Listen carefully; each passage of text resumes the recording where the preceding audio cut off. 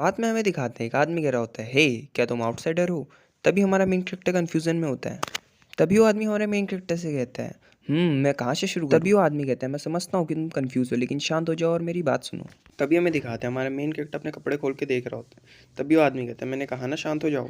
तभी हमें दुनिया के बारे में बताते हैं। दुनिया का नाम है एरा, जहाँ तलवारबाजी, जादू और यहाँ तक कि राक्षस भी मौजूद है। और ये दुनिया एक बैटल ग्राउंड है जहाँ सब कोई लड़ते हैं जिंदा रहने के लिए। ये लालची दुनिया दूसरी दुनिया के लोगों को यहाँ सम्मान कर, और दूसरी दुनिया के लोग जहाँ सबसे पहली बार आते हैं, द सिटी ऑफ बिगनिंग, जेनेवेस। तभी हमारे मेन कैरेक्टर का सीन दिखाते हैं। तभी वो आदमी पूछता है, क्या तुमने मार्शल आर्ट याद करी है पहले। तभी हमारा मेन कैरेक्टर कंफ्यूजन में नहीं कहता है और पूछता है वो क्या है। तभी वो आदमी हमारे मेन कैरेक्टर से कहता है, शायद से तुम नो क्लास हो। तभी हमारा मेन कैरेक्टर कंफ्यूजन में पूछता है, नो क्लास। तभी वो आदमी कहता है, ये बस एक शब्द है, मैं तुम्हें समझाता हूँ, तुम मेरा पीछा करो। तभी वो मेन कैरेक्टर से उसका नाम पूछते हैं। तभी ली कहता है, मेरा नाम है ली सुंग। तभी वो आदमी कहता है, ठीक है ली, अब मैंने तुम्हें यहाँ देख लिया तो मैं तुम्हें ऐसे ही नहीं छोड़ सकता, पक्का भूख लगी होगी, चलो खाते खाते बात करते हैं। ये सुन के ली उसे शुक्रिया कह रहा होता है। तभी हमें दिखाते हैं वो आदमी ली से कहता है, क्या तुम्हें प्यास लगी है। तभी ली कहता है, हाँ थोड़ी सी। तभी वो कहता है, ये पी लो। तभी ली ये पानी की बोतल को देख के खुश हो रहा होता है और उसका शुक्रिया कहता है। तभी हमें दिखाते हैं ली वो पानी लेता है मुंह में और उसके मुंह में थूक देता है। तभी वो आदमी चिल्लाते हुए कहता है, मेरी आँख, तू कमीने। तभी ली कहता है, बेवकूफ़ की तरह एक्टिंग करना आसान नहीं, और ये गॉब्लिन का नर्व टॉक्सिन है। जब इसे पानी के साथ मिलाते हैं तो टेस्टलेस और कलरलेस हो जाती है, लेकिन इसकी हल्की महक मछली जैसी है और ये जीभ को सुन्न भी कर देता है, लेकिन अगर ये तुम्हारी आंखों में गया तो जलन करेगा। तभी ली कहता है, तुम मुझे बेवकूफ़ बना रहे हो नॉवेल्स को बेचने के लिए। तभी वो आदमी कहता है, कमीने तू कोई न्यू कमर नहीं है। ये कहते हुए वो आदमी ली पे हमला कर देता है। तभी ली उसके गोटे फोड़ देता है और कहता है, मैं एक न्यू कमर हूँ जो अभी अभी आया है। तभी ली उसका चक्कू लेता है और कहता है, क्या तुम्हें एरा का रूल नहीं पता, किसी पर आसानी से विश्वास मत करो। उसके सामान को देखते हुए कह रहा होता है, इस पे ज़्यादा पैसे नहीं थे, बस 1 लाख ईयर और एक डैगर, लेकिन ये कुछ ना होने से तो अच्छा ही है। तभी ली अपने मन में कहता है, मैंने पहले भी चेक करा है, ये शरीर में कोई भी स्कार या मसल्स नहीं है, और मैं 13 साल पहले आ गया हूँ जब मैं पहली बार एरा में आया था। शायद ये उसी चीज़ की वजह से हुआ होगा। तभी ली अपने पास्ट लाइफ के बारे में बताता है, मेरा नाम ली सुंगमिन, मैं 27 साल का हूँ और एक सी रैंक मर्सनरी। मैं बस एक निम्न वर्ग का जीवन जिया, बस इतने पैसे कमाऊँ जिसमें तुम जिंदा रह सको, क्योंकि मेरे पास कोई टैलेंट नहीं था। मैं कुछ भी कितना कोशिश करी मेरी जिंदगी बदलने की, भी मुझे एक उम्मीद की डोर मिली। तभी हमें दिखाते हैं ली को वहाँ एक डंजन मिला होता है। तभी ली कहता है, मेरी बहुत कोशिश के बाद मुझे एक ट्रेजर चेस्ट मिला जिससे मुझे बहुत उम्मीदें थी, लेकिन मुझे बस उसके अंदर एक पत्थर मिला। तभी ली कहता है, मुझे उसका इस्तेमाल नहीं पता था इसलिए मुझे सब जगह ले गया। तभी ली के सिस्टम में मैसेज आता है, the stone of regression has been activated, और उसे 13 साल पहले पहुंचा दिया। तभी ली कहता है, मेरे मरने से पहले वो नोटिफिकेशन ऐसा देख के लगता है कि ये स्टोन अपने मास्टर को वापस पास्ट में पहुंचा सकता है। ली कहता है, इसका मतलब ये स्टेटस विंडो है। तभी हमें ली की सिस्टम विंडो दिखाते हैं जिसमें उसका नाम, talent none, skill none, no class लिखा होता है। तभी ली चिल्लाते हुए कहता है, ये तो कुछ भी नहीं बदला, ये तो सब पहले जैसा ही है, लेकिन 13 ईयर वर्थ है मेरी पास्ट लाइफ की मेमोरीज के लिए। तो अच्छे से याद नहीं, लेकिन मुझे कुछ बड़ी घटनाएं याद हैं, कुछ चीजें ऐसी हैं जो मैं कर सकता हूँ क्योंकि मैं नो क्लास हूँ। तभी हमें दिखाते हैं ली हेवनली बोन ऑफिस के आगे खड़ा होता है। तभी ली बताता है, एरा में सभी तरीके के लोग सम्मन होते हैं, जैसे martial artist martial art use करने के लिए,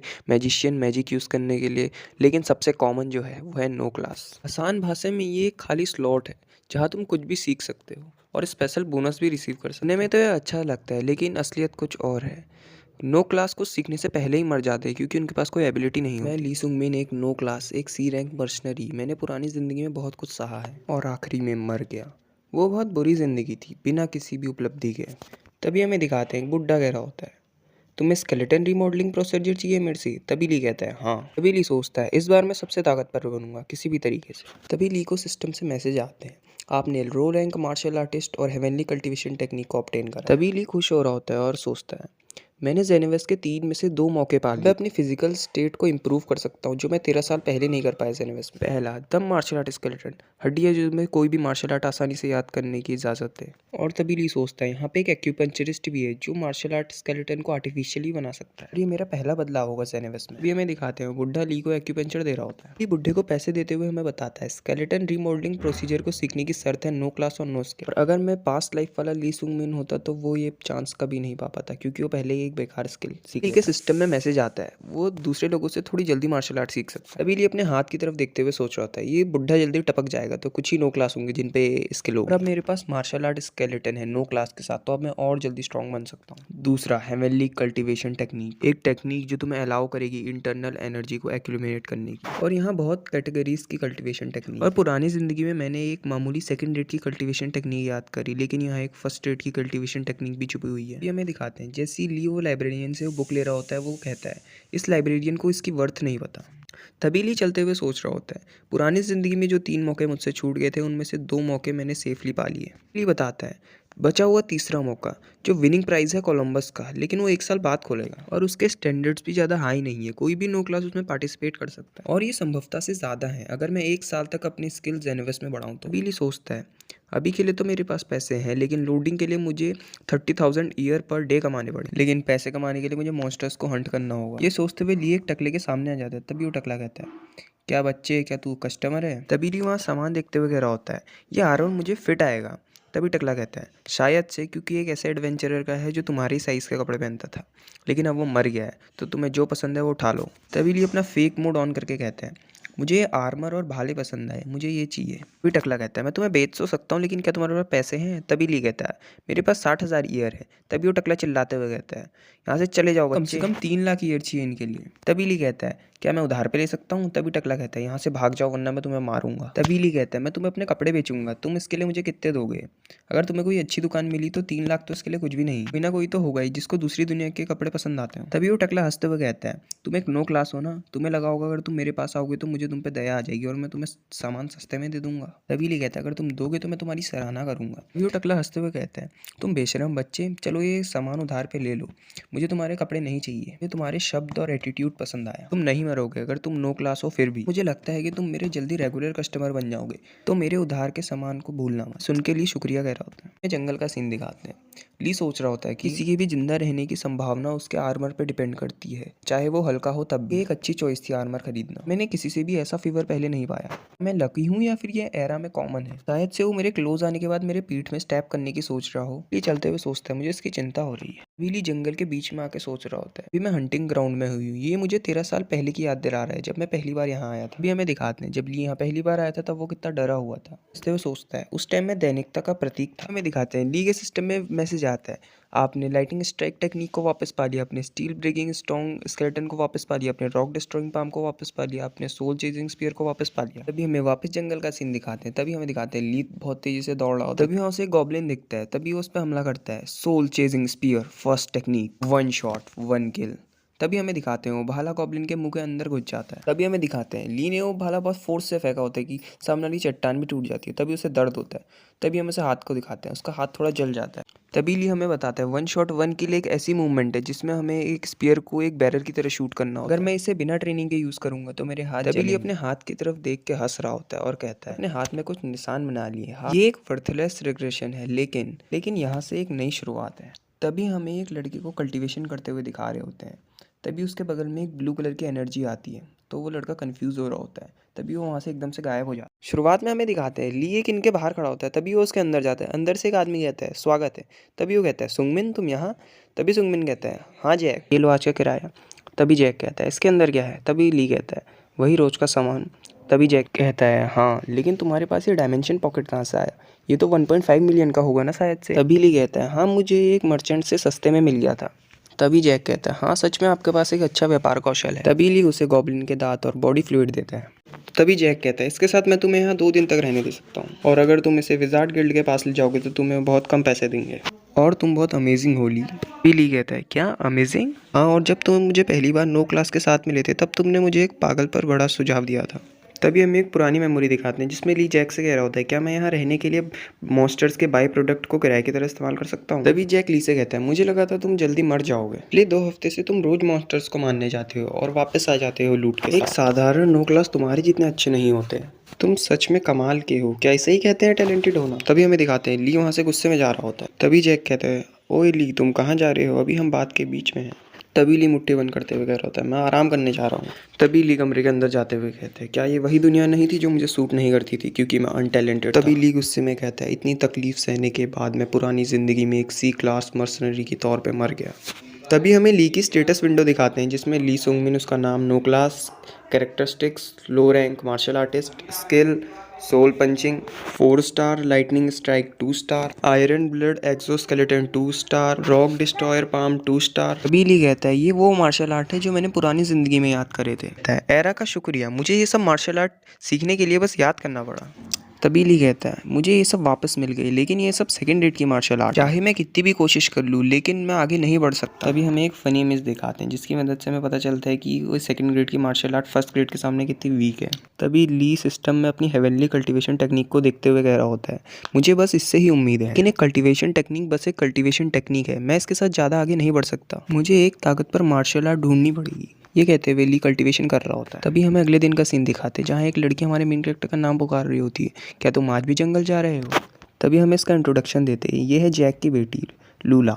तभी वो ली से कहती है तुम हमेशा जंगल में शिकार क्यों करते हो, तुम्हें खुद पता नहीं कि तुम कब मर जाओ। तभी ली कहता है क्योंकि मैं एक अदर वर्ल्डर हूँ, मुझे जिंदा रहने के लिए शिकार करना ही होगा पैसे कमाने के लिए। तभी लूला कहती है तुम बेवकूफ़ हो, अगर तुम अदर वर्ल्डर हो तुम कोई और जॉब क्यों नहीं ढूंढते हो। तभी लूला कहती है कैसा रहेगा अगर तुम हमारे ही इन में काम करो, क्योंकि मेरे डैड तुम्हें बहुत पसंद करते हैं। तभी ली कहता है नहीं मुझे खाना बनाना और साफ सफाई करना नहीं आता। तभी लूला कहती है मुझे समझ नहीं आता, अपनी ज़िंदगी को खतरे में डालने से अच्छा तुम इनके काम करना सीख जाओ।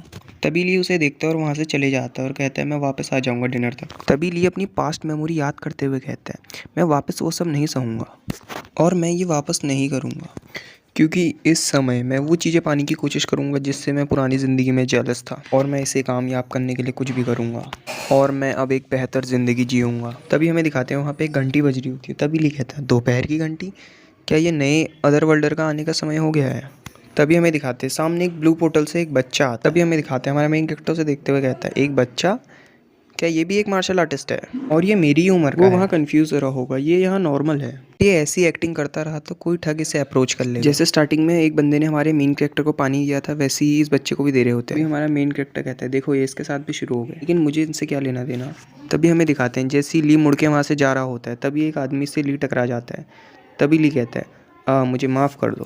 तभी हमें दिखाते हैं सामने वाला बंदा हमारे मेन कैरेक्टर को देख के गुस्सा हो रहा होता है और कहता है मुझे लगता है कि मेरा सहयोग टूट गया है। तभी वो गुस्से में ली को एक पंच मारता है और ली दूर जाके छटकता है। तभी हमें दिखाते हैं सब लोग उन्हें ही देख रहे होते हैं। तभी वो बंदा कहता है ओ ये कुछ नहीं है, इस बेवकूफ़ बच्चे ने मेरे बस बोन्स तोड़ दिए हैं, तुम देख लो, और मैं तो बस इसे एक लेसन सिखा रहा हूँ।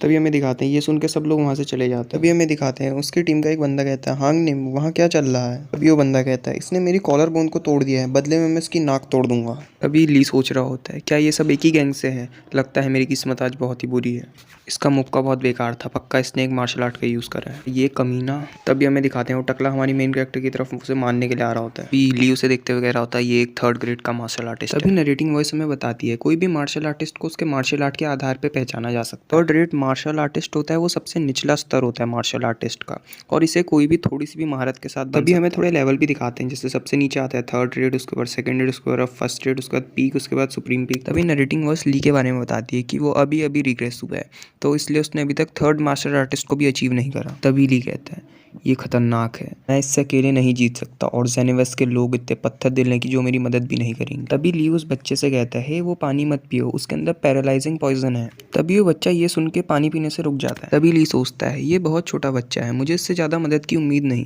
लेकिन देख के तो ये मुरीम का लगता है, तो देखते हैं कुछ कर पाता है कि। हमें दिखाते हैं बच्चा पानी फेंक रहा होता है। ली से कहता है एक डिसेंट लोग होने के बाद भी तुम एक बेवकूफ़ी भरा काम कर रहे हो, तुम सही रहोगे नोबल्स को बेचने के लिए जिनका स्वाद अजीब सा होता है। ये कहते हुए वो टकला ली पे हमला कर देता है अपने घुटने से। मन में कहता है मैं ऐसे चीज़ों को ख़त्म होने नहीं दे सकता, वो भी ऐसी जगह पे एक टकले से। जैसे वो टकला हमला करता है ली लाइटनिंग स्ट्राइक का यूज़ करके उससे बचता है और टकले के पीछे आके आयरन ब्लड स्ट्रेंथनिंग का यूज़ करके उसकी पीठ में एक पंच मारता है। तभी टकले के साथ ही चिल्लाते हैं हांग नेम। तभी हमें दिखाते हैं ली उस पे रॉक डिस्ट्रक्शन पाम का यूज़ करता है। तभी हमें दिखाते हैं इतनी मार खाने के बाद टकला पीछे आता है और दर्द से कर्राते हुए कहता है मुझे लगता है तुमने कुछ मार्शल आर्ट याद करी है।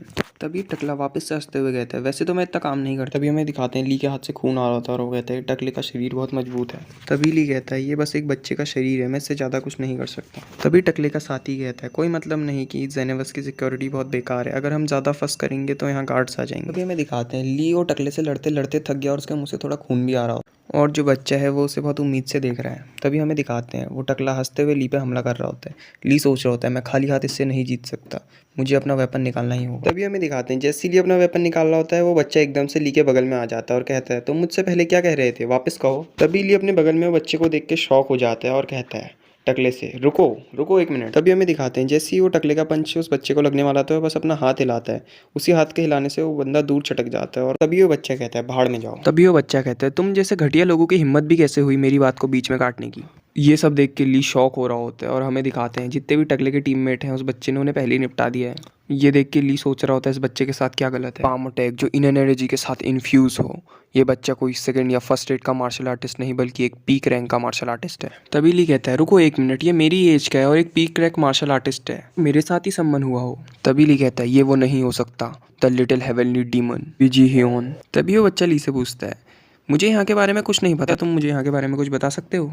तभी नरेटिंग वॉइस हमें डेमोनिक कल्ट के बारे में बताती है जो रिप्रेजेंटेटिव है सारे ऑर्थोडॉक्स सेक्ट्स का, जो केवल अपनी ही पावर को वर्शिप करते हैं। जो सेक्ट में सबसे ताकतवर होता है वही बनता है सेक्ट का हेड, द हेवनली डीमन। एक अदर वर्ल्डर जो यंग लीडर था हेवनली डीमन कल्ट का, जो था लिटिल हेवनली डीमन वाह जीन ह्योंग। तभी ली अपनी पास्ट लाइफ के बारे में सोचते हुए कहता है इतनी छोटी उम्र में वो एक पीक रैंक की मार्शल आर्ट का यूज़ कर पा रहा है एक निक नेम के साथ, द लिटिल हेवनली डीमन। वो एरा में आया और उसने खुद का नाम बनाया। रेटिंग वॉइस कहती है वो ली की ही उम्र का था और उसके साथ ही संबंध हुआ था, लेकिन उन दोनों के बीच एक बहुत बड़ा गैप था। तभी ली कहता है वही वाह जीन ह्योंग मेरे सामने है। में दिखाते हैं वो बच्चा कहता है मैं हूँ वाह जीन ह्योंग, मैं 13 साल का हूँ। तभी ली कहता है अभी वो मेरे कमरे में है, वो मेरे से 1 साल छोटा है। तभी ली कहता है मैं ली सुंग मिन, मैं 14 साल का हूँ।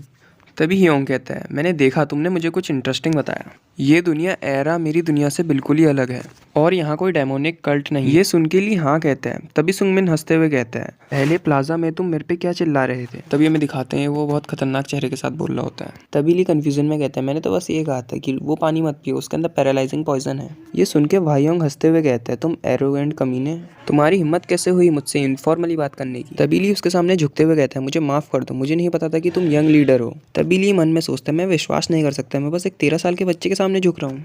तभी हमें दिखाते हैं ये सुन के वाह्योंग खुश हो रहा होता है और कहता है मैंने तुम्हें पहले मार्शल आर्ट यूज़ करते हुए देखा था। ये सुन के ली हाँ कहता है। तभी वो कहता है तुम्हारे मार्शल आर्ट बेकार है, जिस तरीके से तुम उन्हें यूज़ करते हो वो और घटिया है। ये सुन के ली को गुस्सा आ रहा होता है। तभी वाह्योंग कहता है तुम्हें ये घटिया टेक्निक इस वर्ल्ड से मिली। ली गुस्से में कहता है मैं जान सकता हूँ आप क्या कहना चाहते हो। तभी वाह्योंग कहता है मैं तुम्हें मार्शल आर्ट सिखाऊँ, अगर मैं तुम्हें खुद मार्शल आर्ट सिखाऊँ कोई मतलब नहीं तुम कितने भी बेकार घटिया हो, लेकिन तुम तब भी इम्प्रूव करोगे। तभी हमें दिखाते हैं ये सुन के थोड़ी देर के लिए वहाँ शांति छा जाती है। तभी हमें ली को दिखाते हैं वो बहुत कंफ्यूज हुआ होता है। तभी कहता है तुम मुझे मार्शल आर्ट सिखाओगे। भी सोंगवन कहता है हाँ लेकिन मेरी एक शर्त है। ये सुन के ली को चक्कर आने लग जाते हैं। तभी हमें दिखाते हैं सोंगवन बच्चों की तरह कहता है तुम्हें मेरा दोस्त बनना पड़ेगा। ये सुन के ली थोड़ी देर के लिए शांत हो जाता है। तभी चौंकते हुए कहता है फ्रेंड बन। बाद में हमें लियोन के बचपन की मेमोरी दिखाते हैं जिसमें वो कहता है फादर मुझे एक दोस्त चाहिए।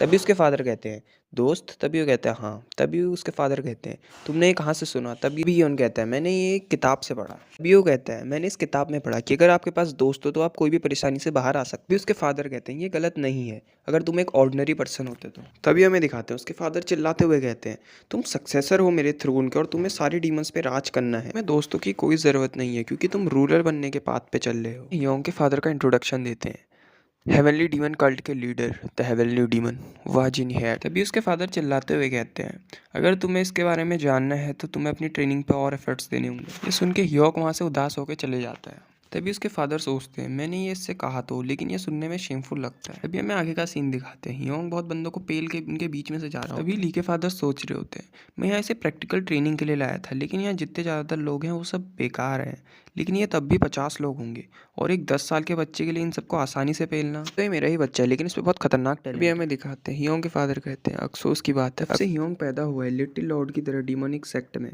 तब से उससे बहुत ज़्यादा उम्मीद है। हमें ह्योंग का एक बचपन का सीन दिखाते हैं जिसमें वो बहुत छोटा होता है। ह्योंग बचपन से ही बहुत ज़्यादा टैलेंटेड है सब चीज़, तो उस पर कोई टाइम था ही नहीं दोस्त बनाने के लिए। हमें वही सीन से दिखाते हैं जिसमें ह्योंग कह रहा होता है मेरे दोस्त बन जाओ। तभी ली कहता है दोस्त मैं। ह्योंग कहता है जो सेम एज ग्रुप के होते हैं क्या वो दोस्त नहीं होते। अभी ली ह्योंग से हाथ मिलाते हुए कह रहा है इसके पीछे कोई लॉजिकल रीजन था नहीं वैसे। अभी हमें दिखाते हैं ह्योंग खुश होते हुए कह रहा होता है ली अब से तुम मेरे दोस्त हो। अभी ली अपने मन में सोचते हुए कह रहा होता है मैं एक 27 साल का बंदा हूँ और मैं एक 13 साल के बच्चे से दोस्ती कर रहा हूँ। तभी हमें दिखाते हैं ह्योंग कह रहा होता है मैं अपना वादा रखूंगा और तुम्हें वॉयलेट मार्शल आर्ट सिखाऊंगा। हमें वॉयलेट ड्रोमिस्टिकल आर्ट के बारे में बताते हैं ये एक ऐसी तकनीक है जो अनऑथोराइज सेक्स से आई है और इसका एक यूनिक कैरेक्टर है कि ये अपनी इंटरनल एनर्जी पर्पल कलर में दिखाती है। हमें दिखाते हैं ली कहता है वॉयलेट ड्रॉन मार्शल आर्ट, मुझे लगा कि हम कोई डीमन कल्ट की मार्शल आर्ट सीखेंगे। भी हमें दिखाते हैं ये सुन के ह्योंग अपने कोल्ड फेस के साथ कह रहा होता है मुझसे इतनी फॉर्मली क्यों बात कर रहे हो, क्या दो दोस्तों के बीच इनफॉर्मली बात नहीं होती। तभी हमें दिखाते हैं ये सुन के ली डरते हुए ओके कहता है। तभी हमें दिखाते हैं ये सुन के ह्योंग बहुत खुश हो रहा होता है।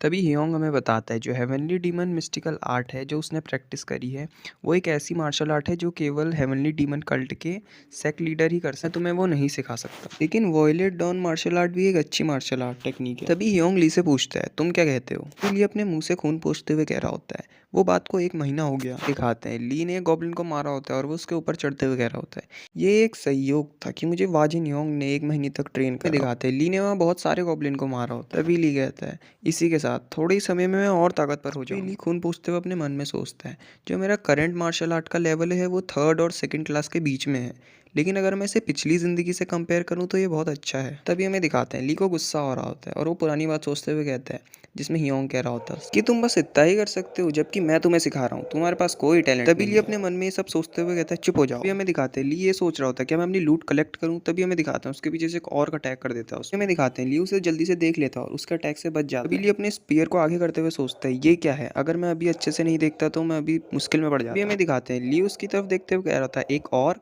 भी ली इधर उधर जल्दी देखते हुए कह रहा होता है ये अकेला है। ली कहता है अगर ये अकेला है तो। तभी हमें दिखाते हैं ली ने अपने स्पेयर से उसकी चेस्ट पे अटैक कर दिया है। तभी हमें दिखाते हैं ली के स्पेयर से उसकी चेस्ट में एक बहुत बड़ा होल हो गया होता है। तभी ली खुश होते हुए पीछे आता है। तभी ली अपने मन में कहता है अब एक ऑर्क को मुझे पास में मारने में कोई दिक्कत नहीं। हमें पीछे से हियोंग को दिखाते हैं वो चौंकते हुए कहता है तुमने एक ऑर्क को मार दिया। ली अपने मन में कहता है यहाँ ऑर्क नहीं रहते तो ये ऑर्क कहाँ से आया है। हमें दिखाते हैं ली को पीछे से एकदम से आवाज आती है इतनी छोटी सी उम्र में तुम्हारे पास बहुत अच्छी स्किल्स। हमें दिखाते हैं पीछे से एक आदमी आ रहा होता है। ली शांति से उसे देख रहा होता है। हमें दिखाते हैं पीछे से वो आदमी कहता है तुम कौन हो।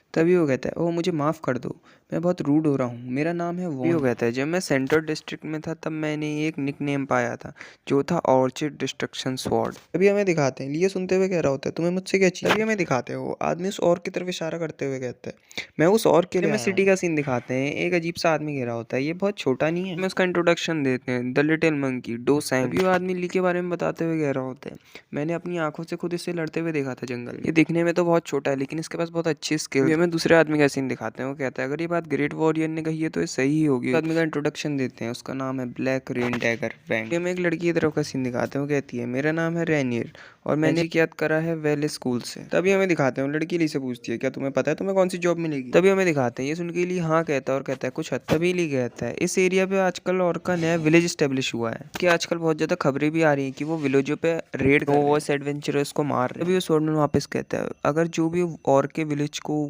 खत्म कर देगा तो मर्सनरी गिल्ड उसे 20 मिलियन ईयर्स देगी। अगर हम अपना सारा प्रॉफिट मिलाए तो वो 35 मिलियन ईयर्स तक हो सकता है। हमें दिखाते हैं ली पूछता है तो हम इसे बांटेंगे कैसे।